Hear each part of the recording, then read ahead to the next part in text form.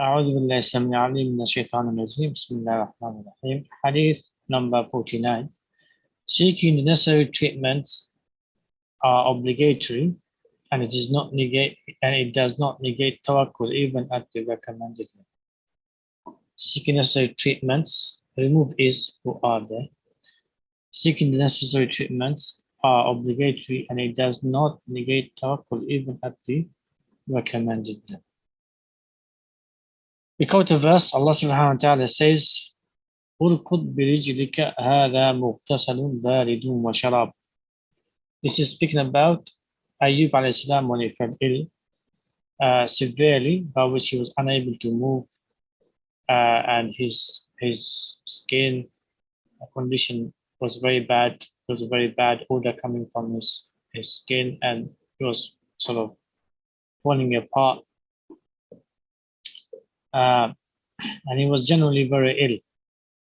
So much so that his illness, even internally, it was spreading until it began to spread on his tongue. So he was told, strike the ground with your foot.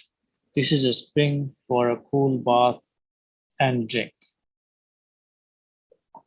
So Allah subhanahu wa ta'ala told Ayyub alayhi salam to strike with his foot on the ground that he was sitting therein.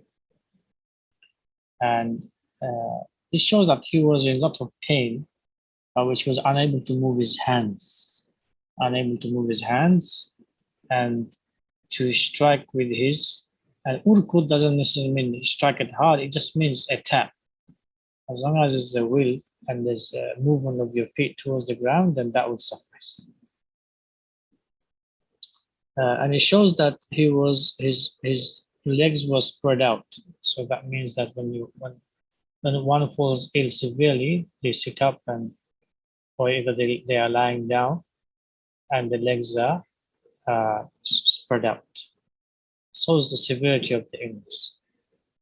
So Allah subhanahu wa ta'ala commanded him to tap the ground with his foot, and he said he gave him the result of that. He said that as soon as you tap the ground, there will be a cure for you. And then what was the cure? As soon as he tapped the ground, he saw the cure. With this water, do ghusl, and barid wa sharab. It's cool. This shows that his body was very hot. His body was very hot, and it was obviously there was water, but those water he was unable to use. But this water, it's cool, and he was able to use without harming himself. Rather, it was cure for him, and it's a drink, meaning he was unable to even drink maybe normal water or normal liquid. As for the hadith,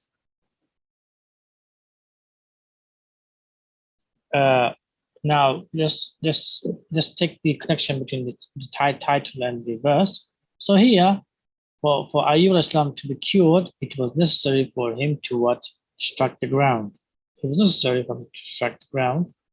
Allah subhanahu wa ta'ala told him to take the means, right? So if he did not take the means of striking the ground, Allah subhanahu wa ta'ala make the ground open for him and let the ground open and the water gush out. But Ayyub Islam was told to strike or tap the ground with his foot. So you have to take the necessary means, and this is what Allah subhanahu wa ta'ala is explicitly telling the people who are ill.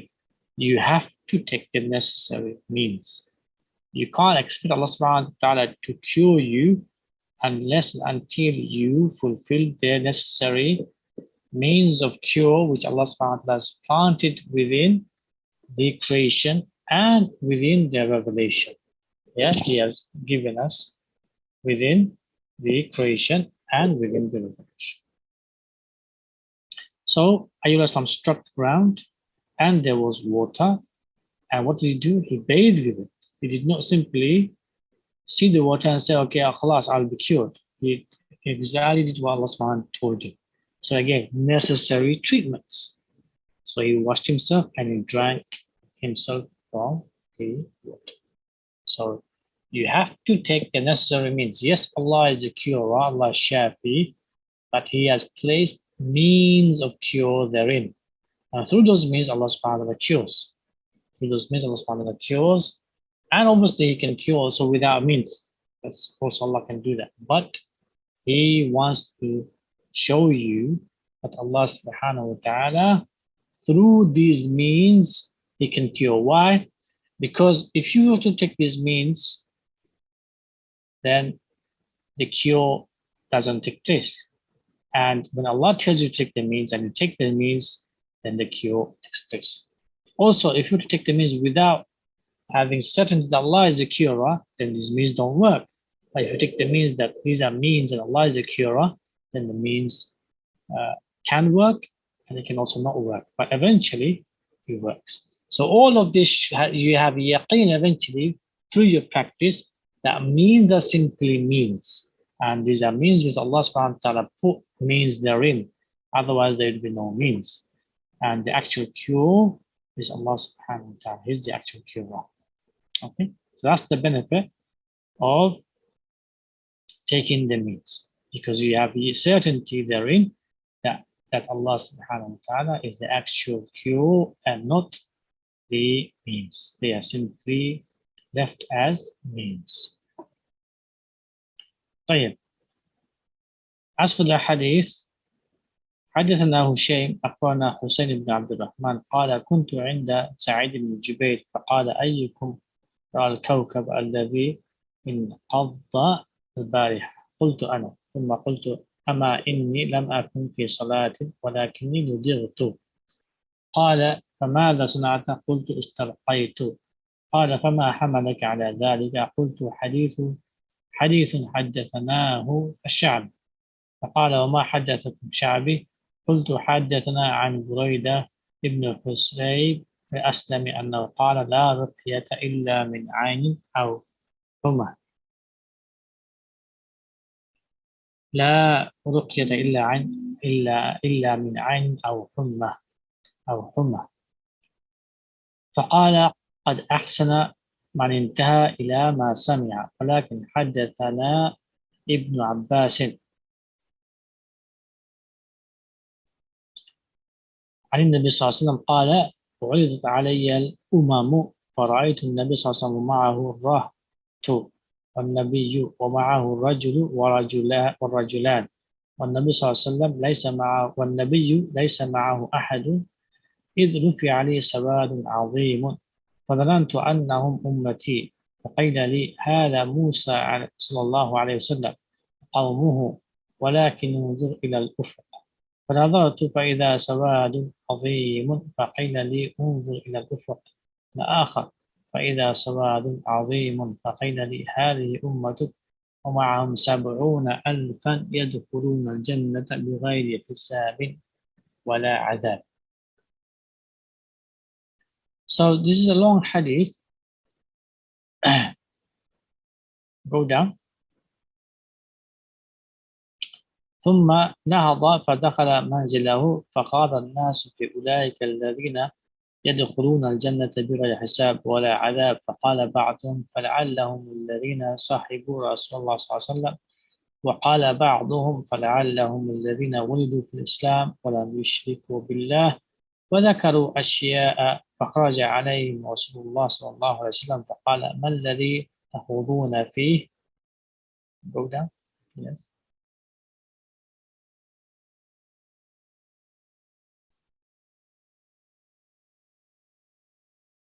فأخبروه فقال هم الذين لا يرقون ولا يسترقون ولا يتطيرون وعلى ربهم يتوكلون. فقام عكاش بن محصن فقال ادعو الله أن يجعلني منهم قال أنت منهم. ثم قام رجل آخر فقال ادعو الله أن يجعلني منهم فقال سبقك بها عكاش. وفي رواية وعرضت علي الأمم ثم ذكر باقي الحديث نحو حديث هشيم ولم يذكر أول حديثه. وقد جاء في حديث أبي هريرة وسنده جيد عند أحمد والبيهقي فاستزدت يعني ازددت ربي فزادني مع كل 1070 ألفا كل 1070 ألفا معهم 70 ألفا زيادة. وفي رواية وفي رواية مع كل واحد من 70 ألفا 70 ألفا، لكن هذه الرواية ضعيفة. لكن الرواية صحيحة أن الله زاد النبي صلى الله عليه وسلم أن الله زاد النبي صلى الله عليه وسلم مع كل 1070 ألفا. هؤلاء الذين لا يحاسبون من أمته مع كل 1000 معهم زاده 70 ألفا.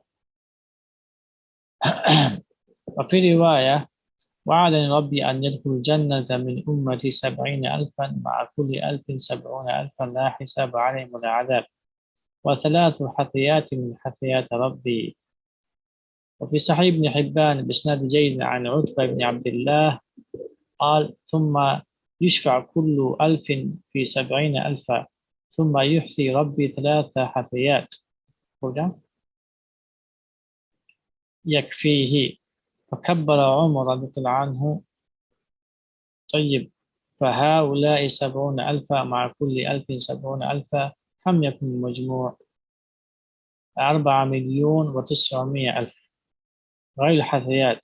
هؤلاء من أمة النبي صلى الله عليه وسلم وأمة النبي صلى الله عليه وسلم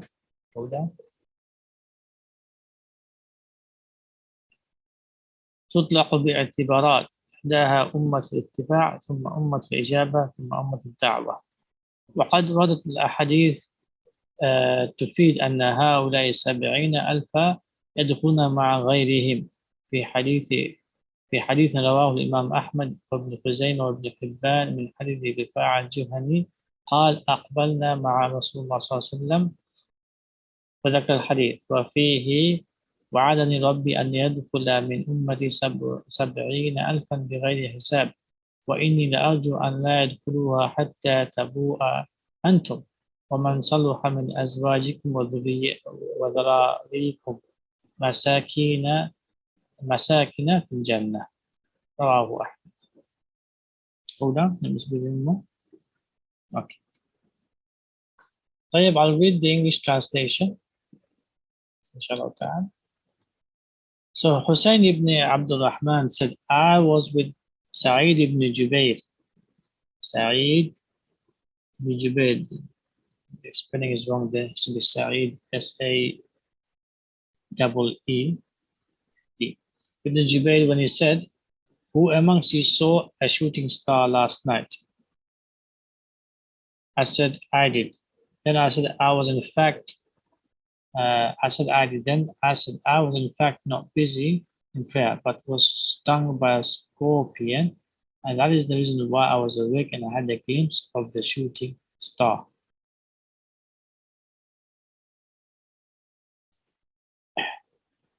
The actual translation is فَقَالَ أَيُّكُمْ الْكَوْكَبُ. Who saw the planet? Kawkab is planet, not shooting star. So most likely there was a planet out rather than a shooting star. So again, if you can note that down, yes. So most likely there's a planet out rather than a shooting star. That's why the shooting star can be seen every night. And there are shooting stars. Okay, note taken. But then he clarified when he said he saw the kawkab. Obviously, when you see planets like this, it could be a warning, and thereby it's recommended for you to be in prayer. So he made it clear that he was not praying. That's one interpretation. The other interpretation is he was awake, and the Shaykh might think, Sa'id ibn Jubair might think that he was in prayer. Hussein ibn Abdul Rahman. So he made it clear that he was not in prayer. Why he was not in prayer? Because he was stung by the scorpion. So he made it clear that not Sa'id ibn Jubair to think that he was in Salah in Tahajjud, rather he was stung by a scorpion. So the Sa'id then asked, so what did you do? He said, He said, then what did you do? I said, I did Ruqya. He said, what urged you to do this? Why did you do Ruqya? He said, the hadith with Sha'bi should be Sha'bi, S-H-A, not you. Okay, Ustad. Narrated, he said, what did Sha'bi narrate to you? I said, Burayda ibn al-Husayb al-Aslami narrated to us, no ruqya will avail except in case of evil eye or the sting of scorpion. Now, what does this hadith mean? Let me explain this hadith. I did not mention this hadith in previously because I'm mentioning here, so I'll explain it. So basically, the ruqya, when it comes to recitation and adhkar and dua, they are more powerful on ayn and poison. Why are they? Because generally it's very difficult for you to cure yourself from ayn because you're getting ayn every day. And also when you get stung from a poisonous snake or a scorpion or anything poisonous, it's very difficult for you to get cured and for you to find the medicine for the poison quickly. So that's why Allah subhanahu wa ta'ala has left in the ruqya cure of ayn and poisonous poison. Okay, that's from His mercy. That's why. So in other words, it's saying there is ruqya cures ayn and poison quicker than anything else. Is that clear? That's another way to read this hadith. Is ruqya cures ayn and poison quicker than anything else. So it doesn't mean that the ruqya is only for ayn and poison. It simply means it cures oneself quicker than anything else.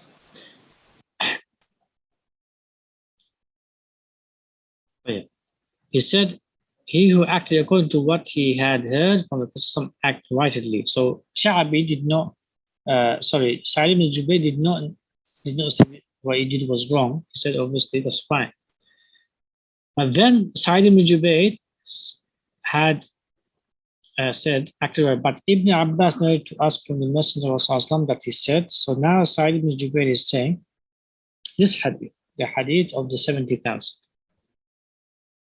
But he said, there were brought before me the peoples, and I saw a prophet and a small group of his followers along with him, another prophet and one or two persons along with him, and still another prophet and having no one with him. So there was a prophet and he had no followers. He had no Sahaba, basically. When a very large group was brought to me, I thought as if it was my ummah. Then it was said to me, it is Musa and his people. Instead, you should look at the horizon, and I saw a very huge group. It was again said to me, see the other side of the horizon, and there was also a huge group. Go down.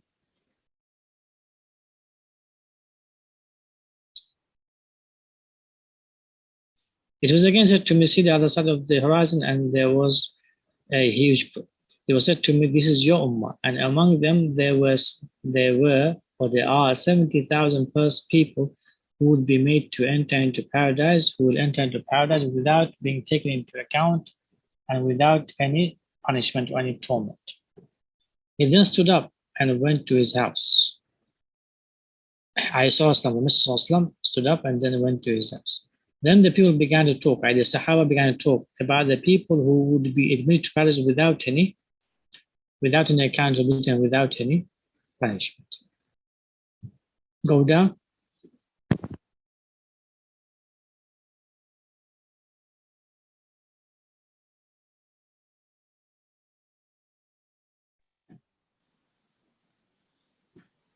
Some of them, they may be those who have the good fortune of living in the company of the Messenger. And some of them said, maybe those who were born in Islam. They don't associate anything with Allah subhanahu wa ta'ala. So the Sahaba began to say, okay, who are these 70,000? So they began to take guesses. Some said it's us, the all of the companions. Some said it was those who embraced Islam in the beginning.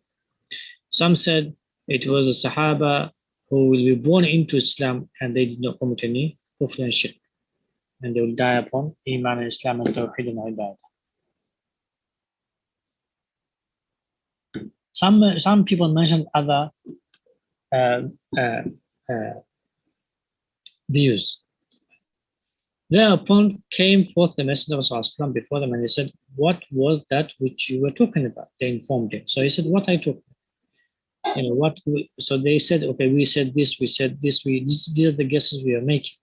He said, "They are those people who neither practice Ruqya nor asked others to do it on them, nor did they take omens, and they placed their trust in their Rabb."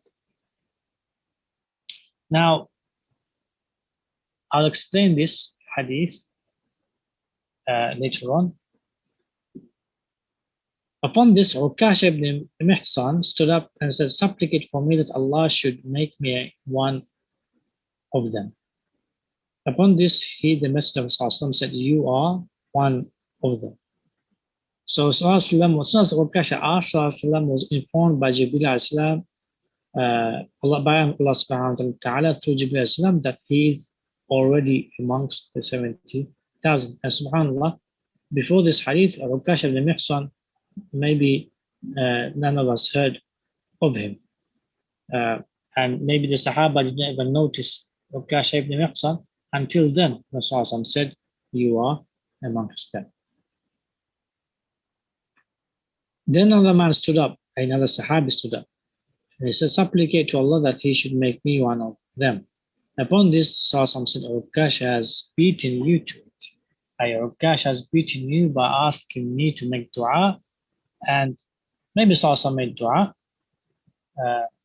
and Allah subhanahu wa ta'ala answered, or maybe Ukash deserved this, and Allah subhanahu wa ta'ala informed Muhammad through Jibreel, and the dua of Muhammad only emphasized that he is already in amongst the 70,000. Okay, this hadith is in Bukhari and Muslim. Now, the muhaddithin, they said that go up. They said the muhaddithin, they said the narration of go up, go up. So the muhaddithin, they said la yarqun part, that they don't practice ruqya. That part was a mistake added by the narrators. That was a mistake added by the narrators. But la yastarqun part is correct. So they don't seek ruqya. That's correct. Why? Because all the hadith show that Sallallahu did ruqya, Aisha did ruqya, Sahaba did ruqya. So that part was a mistake from the narrators, those who narrated the hadith. Is that clear? Okay, go down.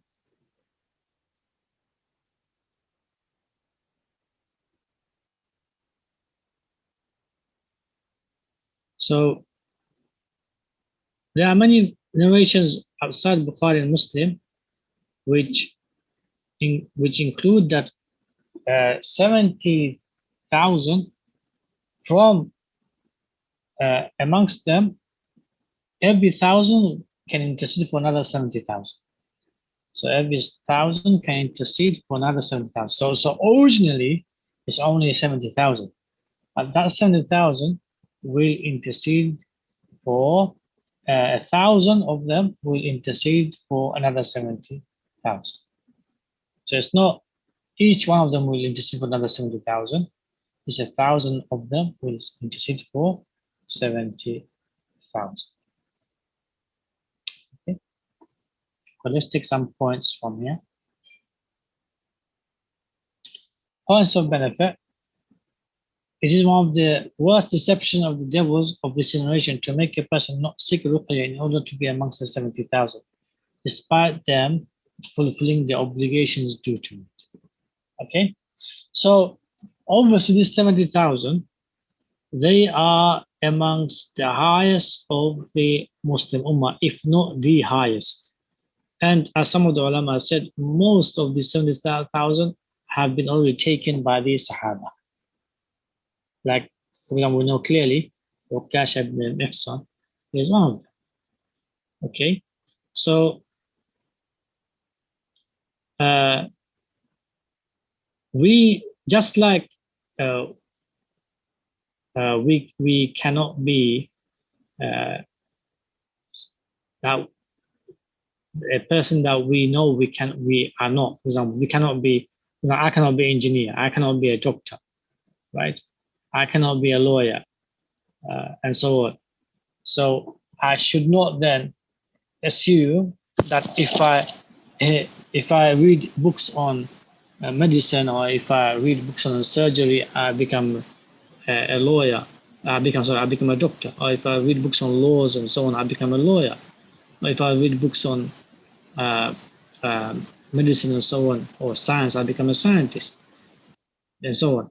So just because you are doing an aspect of something, that doesn't mean you become that thing, or you become that person, you get that profession. So it's so vital that we need to be realistic, and most of us,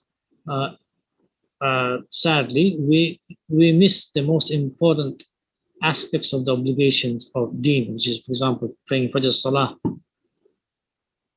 for the men in Jama'ah, and for the women to pray on time.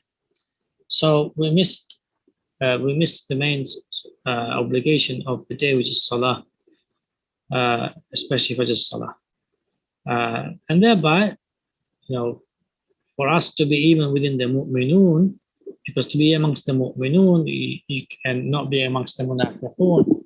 You need to pray Salah with takbirat al-ihram for 40 days. For 40 days, without missing the Imam's first Allahu Akbar of Salah. Yeah. So it's vital that we do not deceive ourselves. We put ourselves where we ought to be, where we ought to be.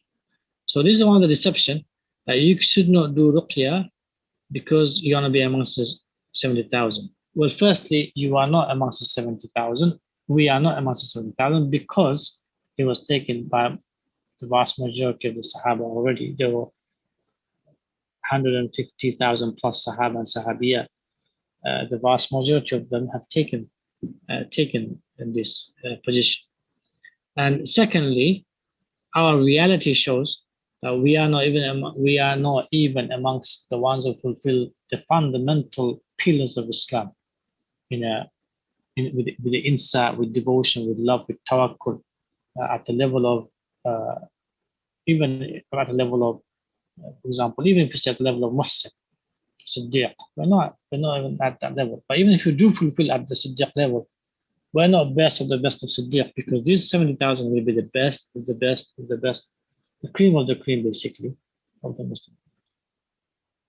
So we should not fall into the trap of shayateen. We should not fall into the trap of shayateen. Just like we should not think as ourselves to be amongst the munafiqeen. So similarly, we should not think that we are the cream of the Ummah of Muhammad while we are not. This is a deception, to think that we Muslims are amongst the munafiqeen. It's also amongst the deception to think that we are amongst the cream of the Ummah of Muhammad. Okay, number 2. It is agreed upon by the scholars that it is obligatory to seek ruqya and treatment when one is unable to fulfill fundamental and obligatory duties. Yeah. So, for example, when you're medically ill, you're going through pain. And because of this pain, you are unable to work and provide for your wife or take care of your children. You don't just then lie down and say, okay, I'm not going to go to the medical doctor. I'm not going to go to treatment. Yeah. Because you are now jeopardizing the life of your wife or the life of your children. Yeah. So here it's agreed upon that you have to take the means of cure when there are means of cure there. You have to take the means of cure. And even if there are no means of cure, then you recite the Quran and you make dua. These are means of cure. You make du'as to cure yourself because you need to fulfill your obligations which are upon you. And then after you've taken the means, taken the treatments, if the cure comes, alhamdulillah. If it doesn't come, alhamdulillah. But you have fulfilled your obligation of taking the means. Why? Because you are not fulfilling an obligation which is upon you to look after your wife, to look after your parents, to look after your children, and so on. Next point. When one receives a severe injury to the back, for example, does he not seek help from another person or expert to treat that injury and get bandaged? Because no one say this goes against tawakkul. Yeah. So obviously, so if one is stabbed and the blood is gushing, you don't say, okay, I'm not gonna stop the blood. I'm gonna let Allah subhanahu wa ta'ala cure me. Right? No one says that. So in Ruqya, same thing. You're being stabbed through ayn, you're being stabbed through hasad, you're being killed through sihr. Yeah. So you take the necessary means to cure yourself. This does not negate tawakkul whatsoever.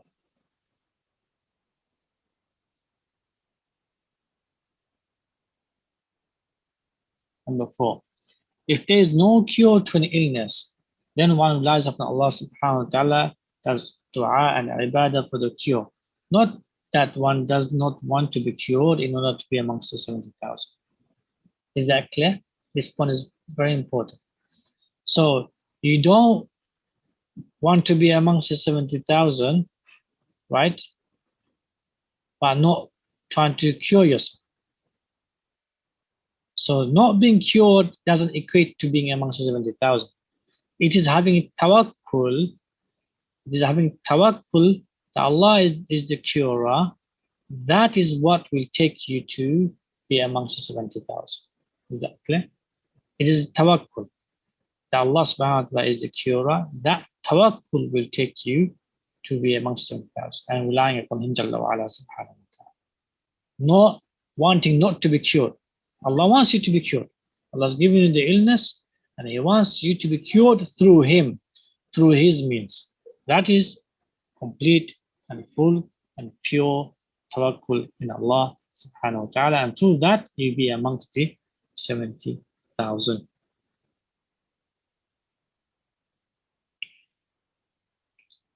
What this hadith means is that they have tawakkul at the highest level and take the best of means and options.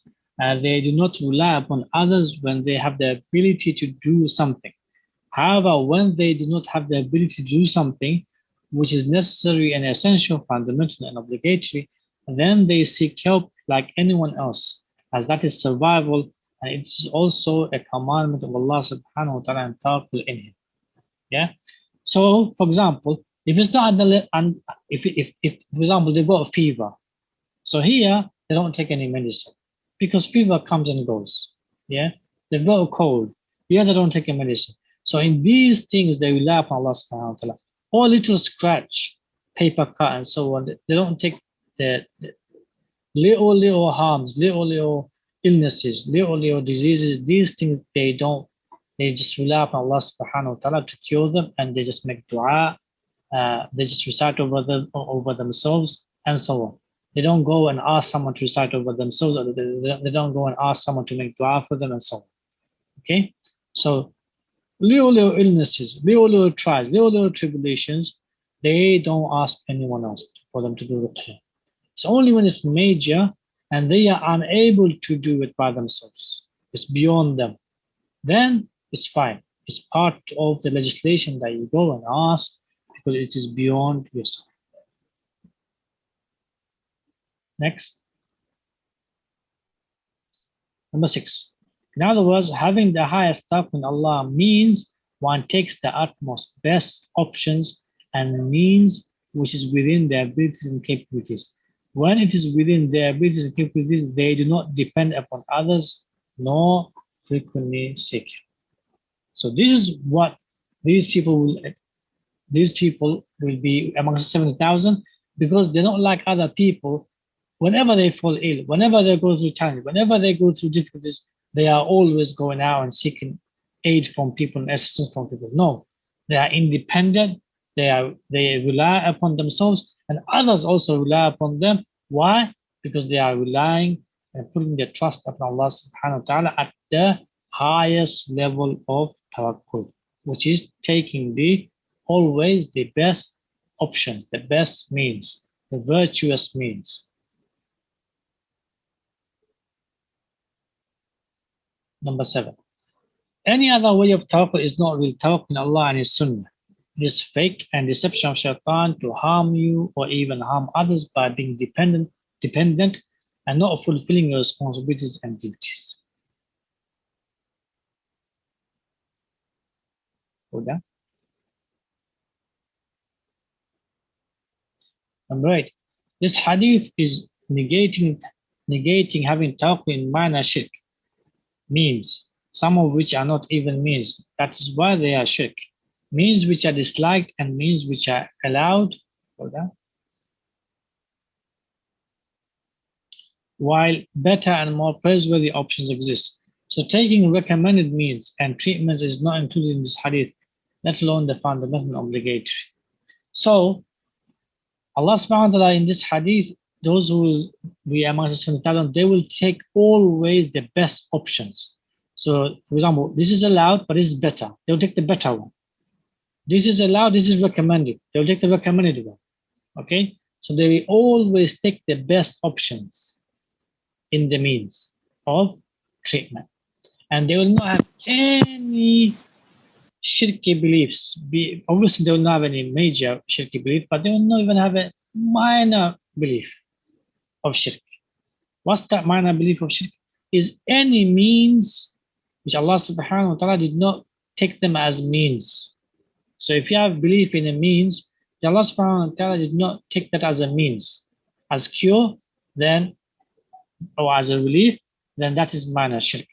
For example, some people, for example, they might hug trees. They might hug trees, for example, and they think that the tree will take away, for example, the illness they have, or he has a means of taking some of the negativity away, negative energy and so on, especially spiritual illnesses and so on. For example, this is obviously, this means has not been given, legislated by Allah subhanahu wa ta'ala or by the expert scholars on Ruqya. So belief in that means, for example, it can be minor shirk. Recommended and allowed. For example, it is for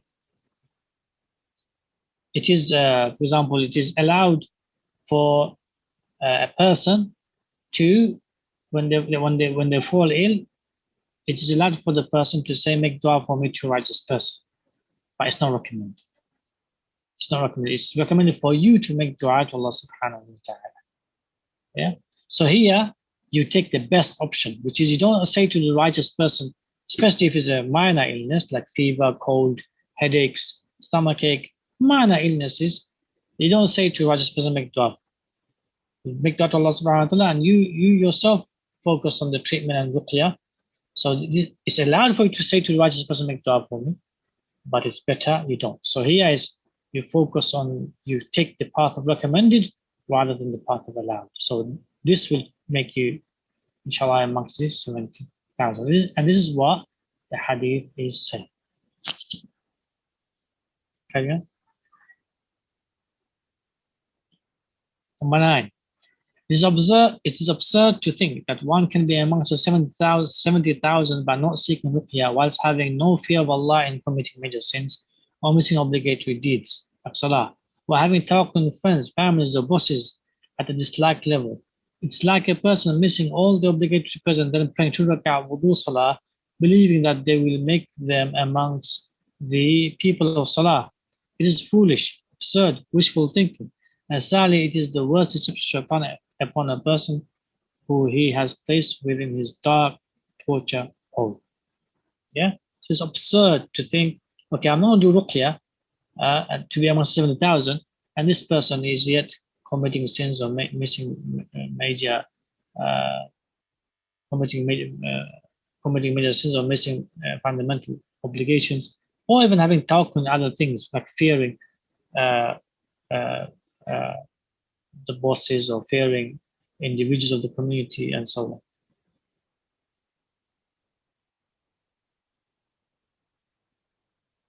Number 10.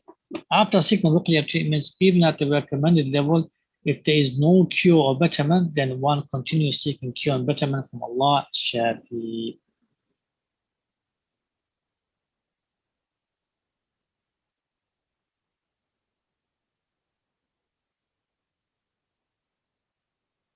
Okay.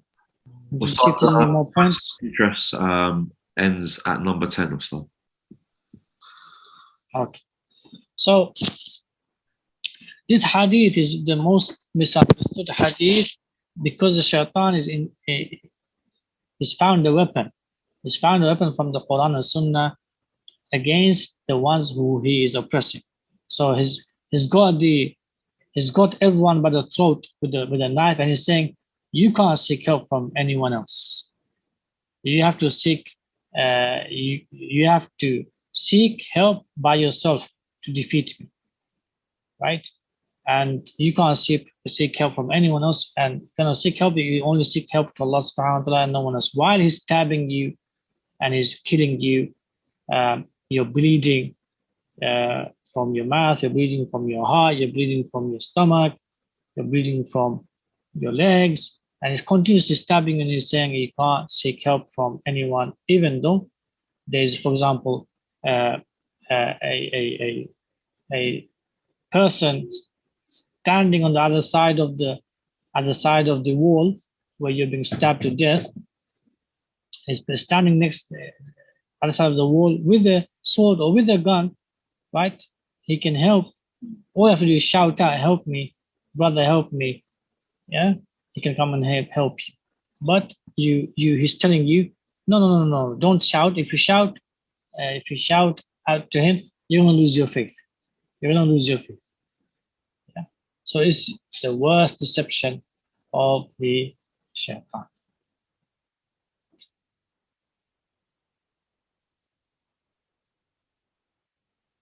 What he wants from all of this is he wants to keep stabbing you, keep hurting you, keep burning you, keep humiliating you, keep emotionally, psychologically torture you, and so on. That's what he wants. Okay? So my simple answer to everyone is seek help when you're unable to help yourself or others. It is obligatory to seek help for yourself when you are unable to help yourself or help others with whom are under your guardianship. Hadith number 49. Seeking the necessary. No, Ustad, sorry. I scrolled back up. We're on Hadith 50 now. Bismillah.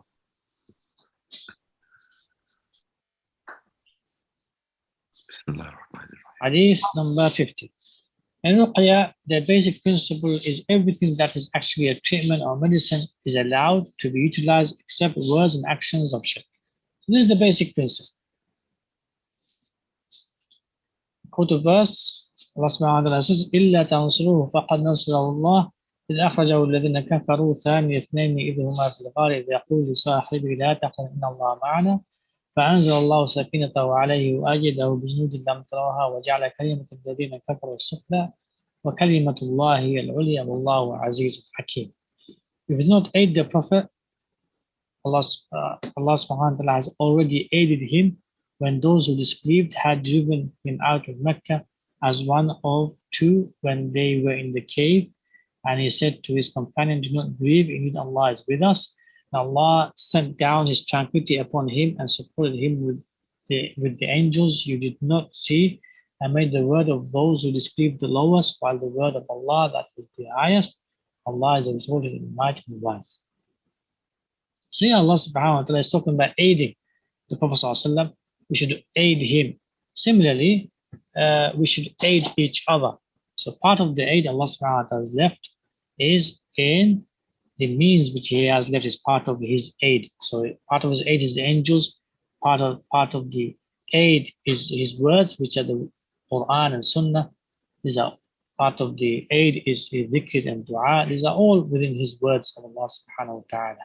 Part of the aid is the believers, experts. These are all within his aid.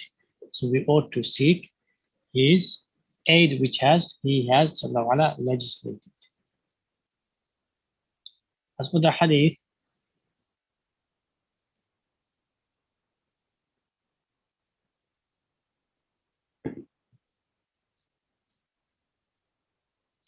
عن عوف بن مالك الأشجعي قال كنا نرقي في الجاهلية فقلنا يا رسول الله كيف ترى في ذلك فقال اعرضوا علي رقاكم اعرضوا علي رقاكم. Then Sallallahu said لا بأس بالرقى ما لم يكن فيه شرك. Auf ibn Malik al-Ash'ari said we practice Ruqya in the pre-Islamic days. So before Islam, they used to do Ruqya. So they used to do Ruqya. Some of them were kufr, some of them were shirk, some of them were allowed, some of them were recommended. So each of these Ruqya had different hukum. So when they became Muslim, they asked Sallallahu we used to practice Ruqya in pre-Islamic days, before Islam. So the Messenger said, show me your Ruqya. Show me your Ruqya. So they showed the Sahaba now, because they're Muslim, they knew, okay, what is shirk, what is kufr, what is sort of bid'ah, what is not allowed, what is allowed. So because they knew, they only showed what is allowed, what they presumed was allowed. They only showed that Ruqya to Sallallahu.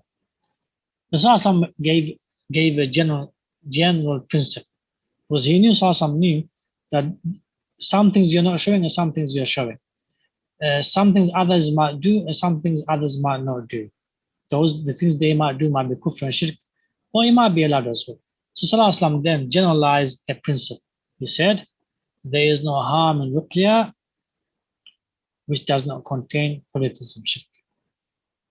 So Sallallahu said, there is no harm in Ruqya. So there is no harm in Ruqya, meaning you can practice Ruqya, you can do Ruqya on people, you can learn, you can become experts therein, you can charge people, all of that.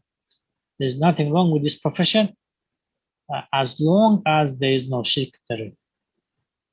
So shirk in what? Either shirk in belief, having tawakkul, other than Allah subhanahu wa ta'ala, or with Allah subhanahu wa ta'ala, other things, other means, which Allah subhanahu wa ta'ala did not make them as means, or uttering words of kufr and shirk, or doing actions which are actions of kufr and shirk. So slaughtering to the planets, a'udhu billah, and so on. So Sallallahu gave a principle. All Ruqya is fine, with one condition, as long as there is no shirk therein. So the basic principle is that as long as there is no shirk therein, then the Ruqya is fine. So what an expert has to analyze, expert scholar, before he gives his fatwa on a specific treatment, is there any shirk involved in that treatment? As long as there's no shirk, then he says exactly what Sallallahu said, La ba'sa bi ruqya ma lam yakun fi shirk. There is nothing wrong with Ruqya as long as there's no shirk. Points of benefit. This hadith in Sahih Muslim. Points of benefit. Number one, before the revelation of Al-Quran, the Arabs used to do Ruqya. I treat people from evil eyes, jinn-possession, sihr, poison, and other illnesses. Some of their treatment methods contained shirk, kufr, while other methods of treatments did not.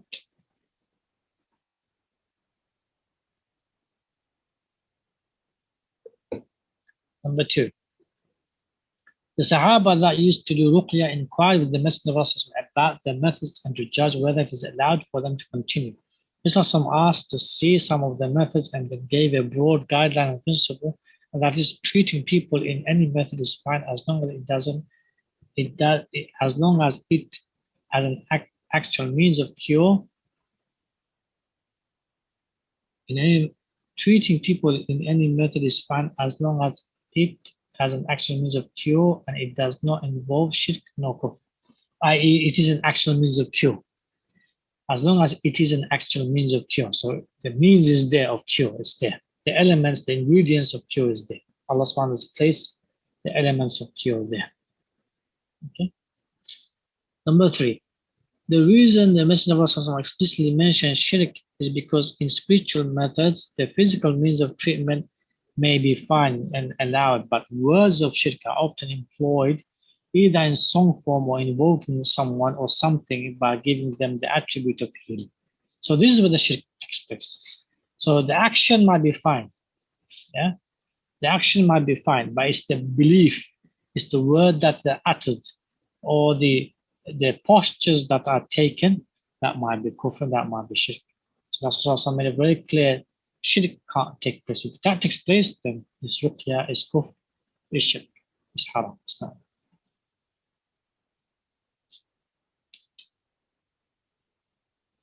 Number 4. The Prophet ﷺ negated shirk specifically because that is the most common in spiritual treatments, and not that haram, prohibited statements or haram methods are allowed in spiritual treatments or in any treatment for that matter. So he specifically negated shirk. That doesn't mean haram methods are allowed. No. Shirk he specified because in spiritual ailment, usually shirk is committed either in belief or either in words. That's why he emphasized shirk. That doesn't necessarily mean that haram can be committed. No, haram cannot be committed as well. No sin is allowed.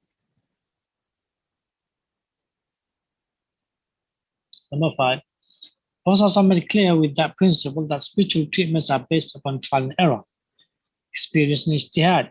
In other words, it is flexible and upon to trialing and testing. Now, as long as a treatment method brings about an actual cure, then it can be utilized. I.e., the treatment method is the actual means placed by Allah subhanahu wa ta'ala, then it can be utilized.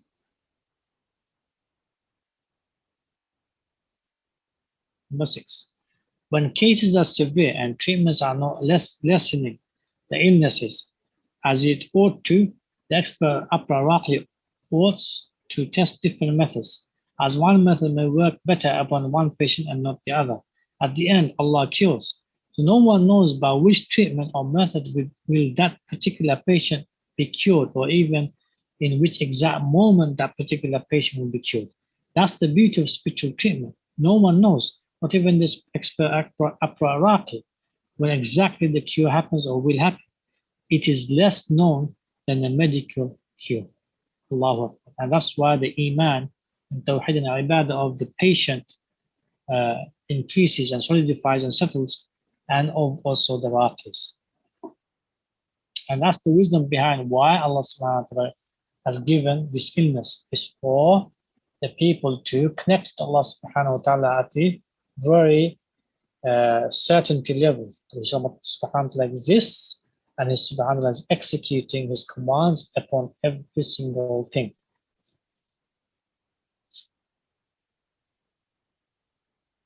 Number 7.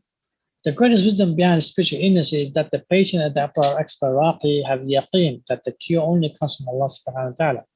And thereby the patient bonds with Allah subhanahu wa ta'ala at the yaqeen level that no other person can. And that was the greater wisdom behind the spiritual illnesses in the first place. Okay?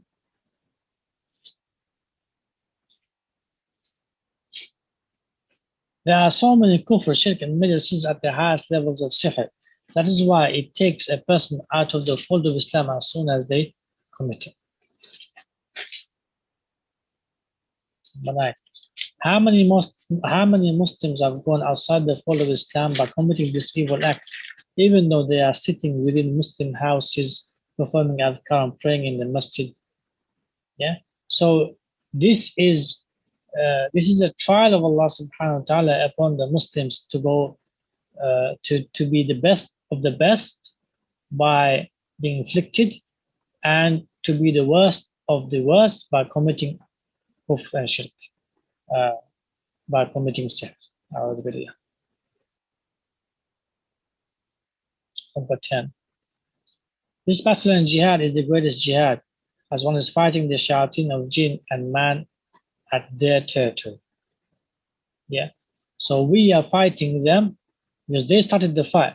So we are fighting them at their territory, and eventually we fight them at our territory with Iman and Tawheed and all that. But in the beginning, it is within their territory because it's like they have kidnapped us. It's like they have kidnapped us and they are slaughtering us within a prison, right? Torturing us. And then eventually, once we free ourselves, we seek protection from Allah subhanahu wa ta'ala, we flee to his protection and we prostrate to him Jalla wa ala, we have tawakkul in him Jalla wa ala, we take the best options and the obligatory means, then we fight them in our territory. They become weak, they become desperate, they start fleeing, and we start winning the battle and eventually the war.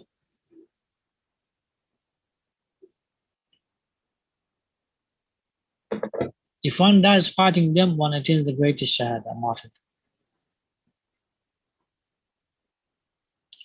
Number 12. No doubt all those Muslims who have spiritual illnesses upon them, they are favored and are, no doubt all those Muslims who have spiritual illnesses upon them, they are favored and are fortunate that they have an opportunity to bond with Allah subhanahu wa ta'ala at a high level and reach the category of Siddiqiyah much more easily, unlike others. No doubt, anyone who's being afflicted with this and they bond with Allah subhanahu wa ta'ala and they take the necessary fundamental obligatory means to cure themselves, then they are much easier to be amongst the highest category of the Imani level of Muslim, Mu'min, and Muhsin or Siddiq level.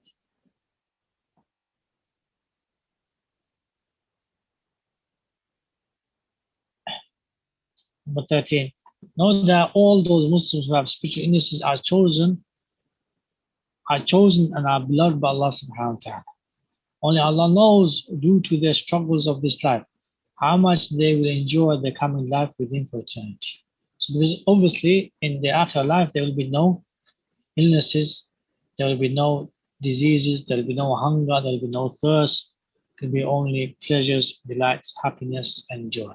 And so these people who have been suffering for 24 hours with sihr or ayn or hasad or jinn-possession, they will be free from all of that, and only they will know the bliss of Jannah at the highest level. The greater the pain, the greater the joy when the joy is eventually given to you.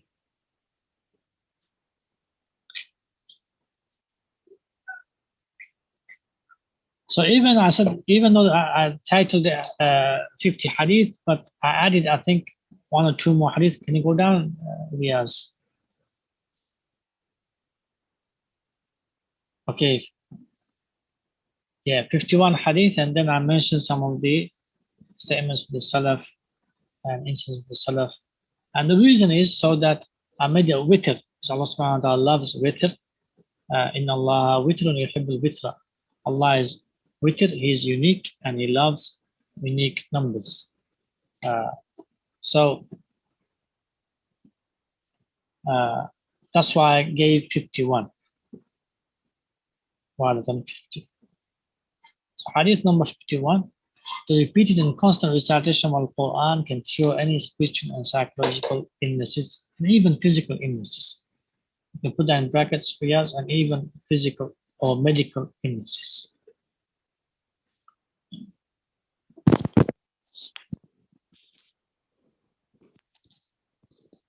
Allah subhanahu wa ta'ala says, وَلَوْ جَعَلْنَاهُ قُرْآنًا أَعْجَمِيًّا لَقَالُوا لَوْلَا فُصِّلَتْ آيَاتُهُ أَعْجَمِيٌّ وَعَرَبِيٌّ قُلْ هُوَ لِلَّذِينَ آمَنُوا هُدًى وَشِفَاءٌ وَالَّذِينَ لَا يُؤْمِنُونَ فِي آذَانِهِمْ وَقْرٌ وَهُوَ عَلَيْهِمْ عَمًى أُولَٰئِكَ يُنَادَوْنَ مِنْ مَكَانٍ بَعِيدٍ.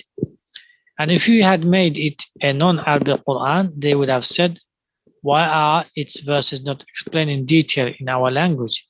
Is it a foreign recitation and an Arab messenger? So as here Allah subhanahu wa ta'ala is saying, it's not a foreign, it's Arabic. Allah subhanahu wa ta'ala is saying, it's not a foreign, it's Arabic. He's Arab. And the revelation is Arabic. Say it is for those who believe a guidance and cure. So this Quran, those who believe therein, it will be for them a guidance. It will guide those who believe And what? A cure. Cure to what? Cure to everything. Allah SWT doesn't limit the cure to spiritual illnesses or psychological illnesses only. He says shifa is cure. Cure to everything. It's cure to doubts, cure to disbelief, cure to emptiness, cure to pains and agonies, cure to distress, cure to depression, cure to loneliness. It's cure to everything. This Quran. And those who do not believe, in their ears is deafness, and is upon them blindness, and those are being called from a distant place. So they are being called. The Quran is still calling them, but it's as if it's calling them from far.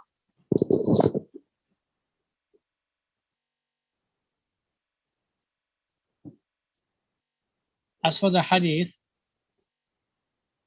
ما أصاب مسلما قط هم ولا حزن فقال اللهم إني عبدك وابن أمتك ناصية في يدك ماض في حكمك عدل في قضاءك أسألك بكل اسم هو لك سميت بنفسك أو أنزلته في كتابك أو علمته أحدا من خلقك أو استأثرت به في علم الغيب في علم الغيب عندك أن يجعل القرآن ربيع قلبي وجلاء حزني وذهاب همي إلا أذهب الله همه وأبدله مكان حزنه فرحا. قالوا يا رسول الله ألم نتعلم هذه الكلمات؟ قال بلى ينبغي لمن سمعهن أن يتعلمهن. Messenger said, if a person who is afflicted by anxiety or sorrow says, O Allah, I am your slave, son of your slave, son of your female slave, a forelock is in your hand. Your command over me is forever executed, and the decree over me is just. Ask you by every name belonging to you with which you have named yourself, or you have this two or there,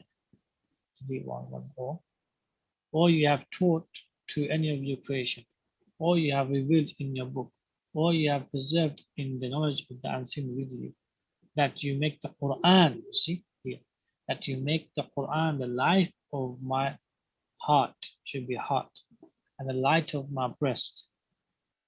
There's some typos there, yes. And departure of my soul, and the release of my anxiety. And then Allah will take away his anxiety and sorrow and will replace it with joy. SubhanAllah. Amazing dua. It was asked, O Messenger of Allah, shall we not learn these words?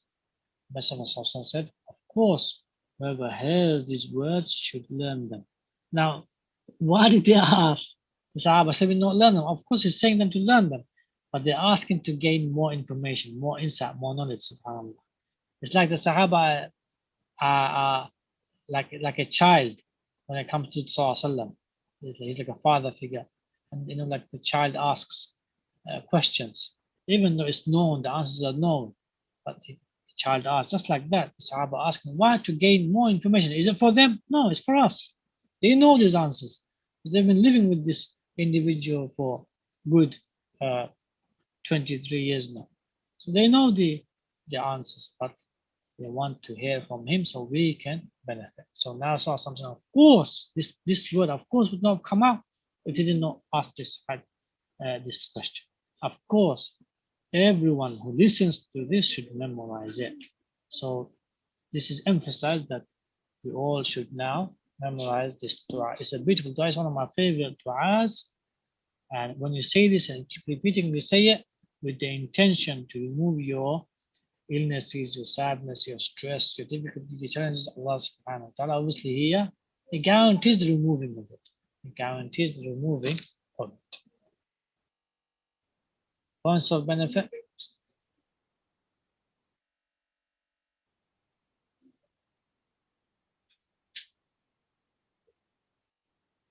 No matter how severe the spiritual and psychological illnesses are, the repeated recitation of the Quran can burn them away.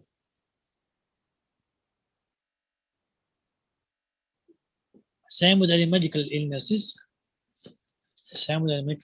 When, especially when the doctors are unable to find the cure for the illness, like cancer or anything, any kind of disease like that. Number two, the miracle of the Quran in and of itself is that it works upon people who do not understand it nor believe in it to be the final wahy of Allah subhanahu wa ta'ala. So even if a person does not believe in it, it can work on them. As we know the famous hadith of the tribe whose leader fell ill and then Surah Fatiha was recited and poison left his body. Yeah, it was cured. Number three, when all legitimate means have been taken for cure from sihr, evil eye, and jinn-possession, and ultimately resort to the repeated and constant recitation of the Quran, even if it means go down, yes, even if it means reciting Surah Al-Baqarah 3 times or more a day, no power whatsoever can take its strength, as it is the actual attribute of the originator of every single thing, Allah Jalla wa Ala himself. Yeah. So keep reciting the Quran. Keep reciting the Quran. There is no illness. There is no difficulty. There is no challenge. There is no hardship that cannot be removed except through the Quran. The Quran can remove all pain because it is Allah who removes it. It is Allah who removes it. And His greatest means that He has given to us to remove anything, it is the Quran. And in the Quran, what happens is you bond with Allah subhanahu wa ta'ala through your iman in the Quran and your iman of Allah subhanahu wa ta'ala through the Quran. As some of the Salaf, they used to say, if you wanna talk to Allah, then make dua. But if you want Allah to talk to you, recite the Quran. If you want to talk to Allah, if you want to talk to Allah, do what? Make dua. But if you want Allah to talk to you, recite the Quran. Because Allah then washes you, cleanses you, purifies you, envelopes you. You see Allah talking to you.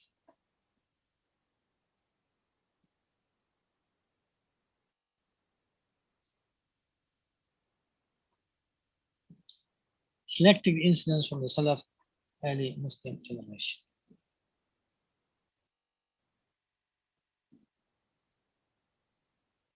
Ma'an said, I asked Masruq, who informed the Messenger of Allah about the jinn on the night they were listening to the Quran. He said, the father Ibn Mas'ud narrated to me that a tree informed the Prophet about that. سألت مسروقا من آذن النبي صلى الله عليه وسلم بالجن ليلة استمعوا القرآن. قال حدثني أبوك يعني ابن مسعود أنه آذنته بهم شجرة.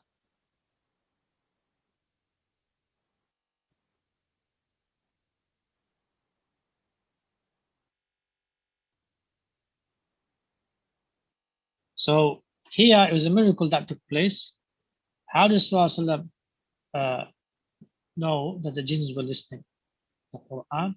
So one of the miracle is that the Prophet was spoken to by the trees. Obviously, Jibreel informed him as well, but the trees said the jinns were listening. Okay, go down.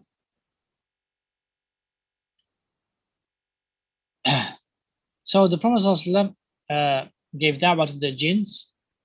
We know from Surah Rahman, we know from Surah Jinn, the Prophet gave da'wah to the jinns. Specifically, Allah subhanahu wa ta'ala took him to give da'wah to the jinns. And there are some narrations that Abdullah Mas'ud was some of the Sahaba were with Sallallahu, but Sallallahu did not allow them to go near the jinns where they gathered. It was only Sallallahu who went and recited to them some of the surahs and gave them da'wah. عن علقمة قال قلت لابن مسعود رضي الله عنه هل صحب النبي صلى الله عليه وسلم لذ جن منكم أحد؟ قال ما صحبه منا أحد ولكن قد افتقدناه ذات ليلة وهو بمكة قلنا ابتيل أو استطير ما فعل به فبتنا بالشر ليلة بات بها قوم حتى إذا أصبحنا أو كان في وجه الصبح إذا نحن به يجيء من قبل خراء قال فذكروا له الذي كانوا فيه فقال أتاني داعي الجن فأتيتهم فقرأت عليهم فانطلق فرآنا آثارهم وآثار نيرانهم. Alqama said, I said to Ibn Mas'ud, did any of you accompany the Prophet on the night of the jinn? He said, none of us accompanied him. When he met the jinn, they were not there. One night, while he was in Mecca, we could not find him. We said he has been murdered or snatched. What has happened to him? So we spent the worst night, a couple. We spent the worst night that people could spend until the morning, or it was about dawn when we saw him coming from the direction of Hira. So they were looking for him, but they could not find him. They were looking for him, but they could not find him. He said they told him about what they had went through. So the anxiety, the sadness, the worry, the stress they were in. So he saw something said, someone from the jinn came to invite me. So I went to them to recite for them. He said, so we went and saw their tracks and the traces of the campfire. So Sallallahu took them to see where after the gathering, he took them to show their place where he gave them the dawah. And when they went to that place, he saw the traces of fire and some of the traces. That means the jinns can leave traces behind. They can leave traces behind of fire or tracks to suggest that they were here. قال الشعبي وسألوه الزاد وكان من جن الجزيرة فقال كل عظم لم يذكر اسم الله عليه يقع في أيديكم أوفى ما كان لحما وكل فعرة أو روثة علف لدوابكم. قال الرسول صلى الله عليه وسلم فلا تستنجوا بهما فإنهما زاد إخوانكم من الجن. Ashabi said they asked him about their provisions and they were jinn of Mesopotamia.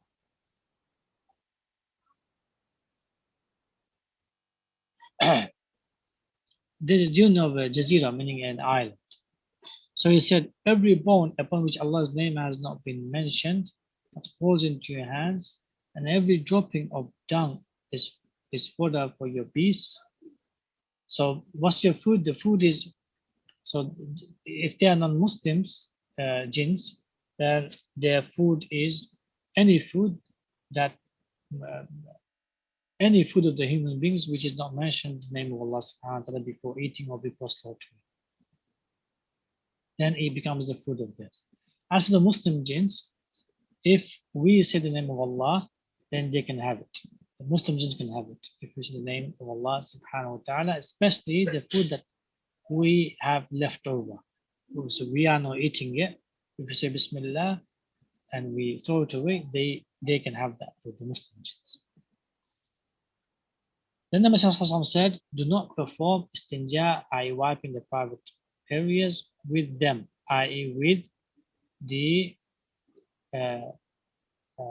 droppings of the cows and the sheep and the goats and camels and so on. For indeed they are provisions of your brothers among the jinn, i.e. they are provisions for their animals.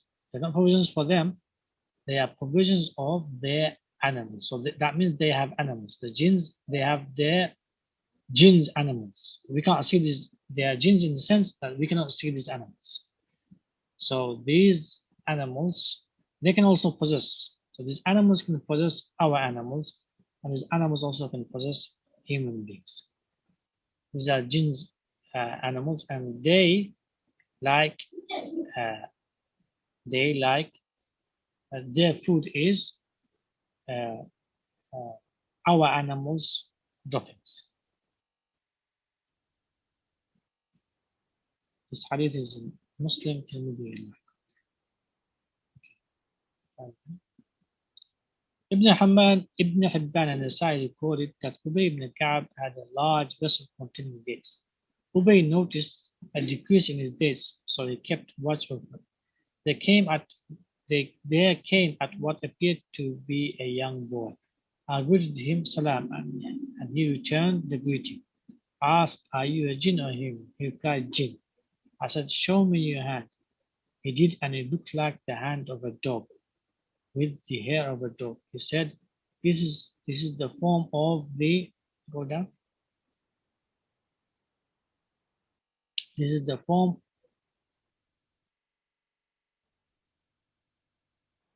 This is the form of the jinn."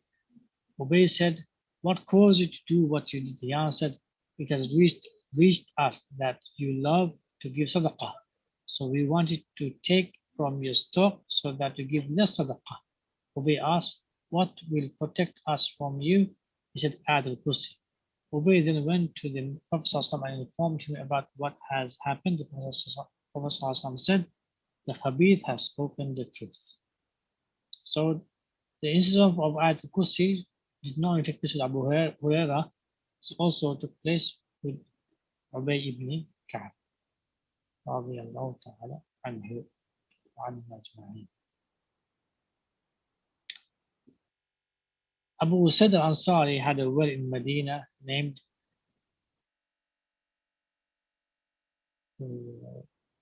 Bir Buda'a.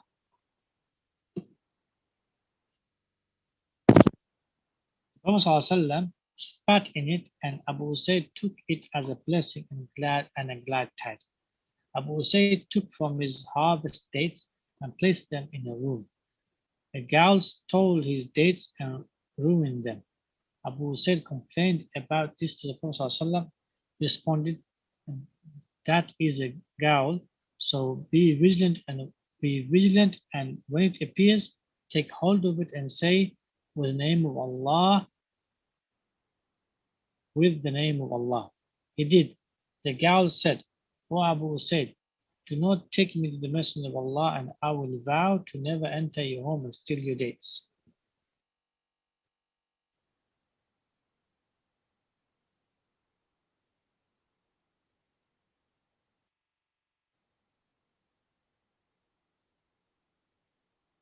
Yeah, go down. Abu Usaid said, "Do not take me to the the ghoul said, "O Abu Usaid, do not take me to the Messenger of Allah, and I will vow to never enter your home and steal your dates. Recite Ayat al-Kursi upon your home. We will not violate your family nor uncover open what you have closed." Abu Said narrated the incident to the Prophet ﷺ, and he responded, "It spoke the truth even though it is a liar." So here there is a clear uh, hadith that the jinns can come in forms of human being, in forms of animals, in forms of birds. So they can come in these forms. The best way to protect yourself is Ayat al-Kursi, and also obviously Amanat Rasulu, as we know from another hadith. Go down.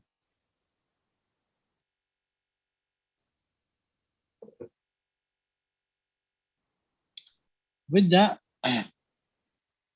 we have completed this 51 hadith, alhamdulillah, and this course. May Allah subhanahu wa ta'ala accept it from us. May Allah subhanahu wa ta'ala cure all of our Muslim brothers and sisters and their families from all sihr, all hasad, all ayn, all nas. Allahumma amin, Allahumma amin, Allahumma amin. Inshallah, if there are any questions, I will take them. Jazakumullah khair, Ustad. May Allah subhanahu wa ta'ala bless you so much. Accept all of your khair and make this a means of goodness and to help all of our Muslim brothers and sisters around the globe. that either want to learn or want to learn and implement on or to treat themselves. Allahumma ameen, Allahumma ameen, Allahumma ameen. We'll start. The first question is this evening is going to be from a brother. He does want his name to be mentioned. Brother Musa. Salamu alaikum wa rahmatullahi wa barakatuh. I'm Musa Toure from Sierra Leone, Freetown. I'm staying with a magician. I want to move away from them, but anytime I want to leave them, they do sihr on me to come back to them. What should I do to free myself from their sihr? First, we make dua. Allah subhanahu wa ta'ala frees you from the sihr, from the traps of sihr, from the blockages, from all the sihr they have done on you. Allah subhanahu wa ta'ala cure you and burn all the sihr and undo all the sihr. And may Allah subhanahu wa ta'ala fully cure you and relieve you from this trial that you're going through and this difficult and challenge you're going through. Allahumma ameen. Also, Brother Musa, I advise you to recite whatever you know. Recite whatever you know, blow into your hands, wipe your whole body. Keep reciting, keep making du'as, blow into your hands, wipe your whole body with the intention to block yourself from the sihr that he or she is committing. Keep reciting from yourself, blow into your hands, wipe your whole body. And then blow towards wherever you're living, the house, the doors, the rooms, blow everywhere. Blow on him or her, the magician, blow on them so that they become blind from you. They don't see you, they don't know your whereabouts. The jinns, their jinns, they don't know your whereabouts. With the intention to completely block yourself with the nur of Allah subhanahu wa ta'ala through the Quran, through the dua, through the adhkar, to block yourself completely so that the jinns and the shayateen and the magician is unable to see you, unable to trace you. Inshallah, with this constant recitation and dua and blowing in the hands and wiping yourself and blowing upon the house, the rooms, the doors, on the magician, inshallah, you'll be able to flee from this magician, inshallah.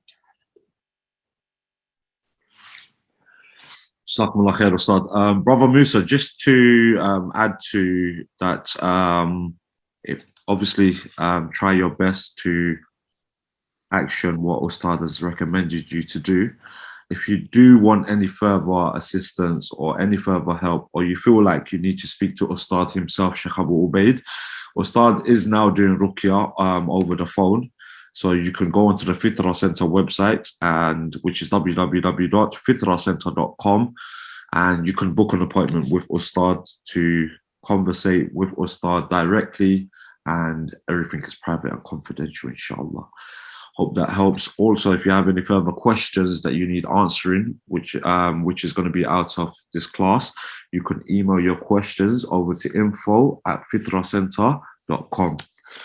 Barakallah fi. May Allah subhanahu wa ta'ala cure you with a perfect cure and turn all of your pains and agonies into barakah and blessings. Allahumma ameen, Allahumma ameen, Allahumma ameen. Next question, Ustad. Okay, the next question is about an upload for the PDF. Okay, in regards to any lessons, any classes, brothers and sisters that you have missed, every single class has been uploaded onto the Fitrah Center channel on YouTube.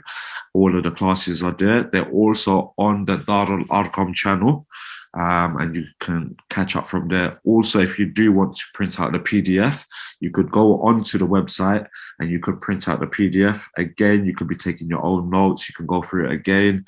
And of course, as Ustad has advised as well, do add self-ruqya into your life. There's no harm in that.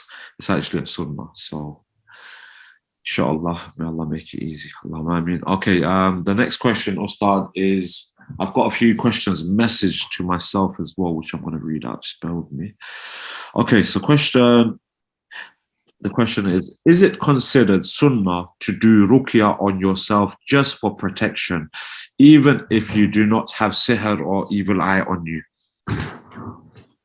Yes, Rasulullah did ruqya, recited Surah Falaq and Nas after he was cured. continue to recite Surah Falaq and Surah Nas in his morning adhkar, in his evening adhkar. Same with the Sahaba. So it's the adhkar of morning, evening, and general adhkar of protection was done continuously. But if you mean to do ghusl inside water and so on, no. If you're not feeling that you've got any sihr and ayn and hasad, and you are able to fulfill the dini ibadat as well as fulfill the responsibility and duties towards anyone whom you are guardian over and responsible over, then the normal du'as, the normal adhkar, the morning and evening, the other du'as of going to sleep, waking up, entering the house, exiting the house, these du'as will suffice. You don't have to do self-ruqya, inshallah. Jazakumullah khair, Ustad. Ustad, next question is Quranic ta'weez allowed since it sorry, let me just deliver that in a better way. Is Quranic ta'weez allowed since it does not contain shirk? Yes, it's allowed, but it should be avoided because it can contain shirk and it can lead to shirk. So it is allowed, but it should be avoided, as the ulama said, the vast majority of the ulama. Why? Because it can lead to shirk. It's very close to shirk because you cannot distinguish between a ta'weez which has Quran therein and ta'weez which has not Quran therein. And the magicians can be very, very deceptive. And thereby, the vast majority of the ulama said it is disliked. It is disliked, and from the ulama, the Sahaba, Abdullah ibn Mas'ud and Abu Sa'id al-Khudri and other Sahaba, they strongly condemned wearing ta'weez in the arms or in the hand. They strongly condemned it. This is the view of the vast majority of the scholars. So yeah, that's my view as well. Do not wear ta'weez. And also, how would you feel? You're born with Allah subhanahu wa ta'ala is strong. Your ta'weez with Allah subhanahu wa ta'ala is strong. Is when you do the du'as, when you do the dhikr and adhkar, without wearing anything. You do exactly what Sallallahu did. You recite, you blow into your hands, you wipe your body, you do the ghusl with beside water, you apply the beside the oil. You do all of that. There's nothing on you 24 hours a day except your iman, your tawakkul, your dua, your dhikr, your adhkar, your recitation, your iman. These are with you 24 hours a day. Jazakallah khair, Ustad. Ustad, the next question is, can a ruqya technique which does not have shirk ever be considered haram or bid'ah? If it does not have shirk, then no, it will not be haram, it will not be bid'ah. We saw some laid out that principle. So as long as it's not shirk, then there is no haram therein and there is no bid'ah therein. Allahu A'lam. Okay. Barakallah fi. Ustad, last question. But what can be is this is allowed and this is better. So that can be. Okay. It won't be bid'ah and it won't be haram. Okay, inshallah. Okay, Ustad, I've got two more questions here.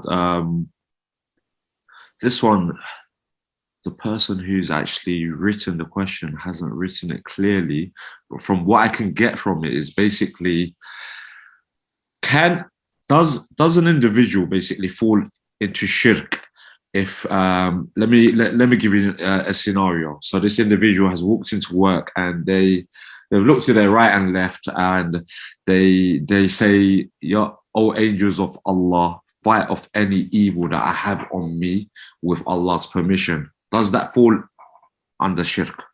It should be said the other way. To say, "Ya Allah, protect me from with your might, with your might, with your knowledge, with your wisdom. Ya Allah, protect me, even if it means with your angels." Or you can say, "Oh Allah, send your angels." So you're asking Allah. You're asking Allah, "Oh Allah, send your angels to protect me." So the asking ought to be to Allah subhanahu wa ta'ala. we'll end it there. Ustad, do you want to add anything? May Allah subhanahu wa ta'ala cure everyone, protect everyone, all the Muslims, break all the sihr and do all the sihr. Ya Allah, Ya Shafi. Remove all the stresses, sadnesses, griefs, and sorrows. And Allah subhanahu wa ta'ala heal our hearts, heal us from our past traumas. Allah subhanahu wa ta'ala fulfill our khair, wishes and yearnings. Allah subhanahu wa ta'ala fulfill our essentials and fundamentals and obligations. Allah subhanahu wa ta'ala allow us to be the best of the Muslims that we can be. And Allah subhanahu wa ta'ala allow us to be steadfast and strong on His Tawheed and Ibadah. And Allah subhanahu wa ta'ala make us amongst those who fulfill our 5 obligatory salawat in the masjid, the men and the women, on time. Allah subhanahu wa ta'ala make us amongst those who visit his house regularly from Umrah to Hajj.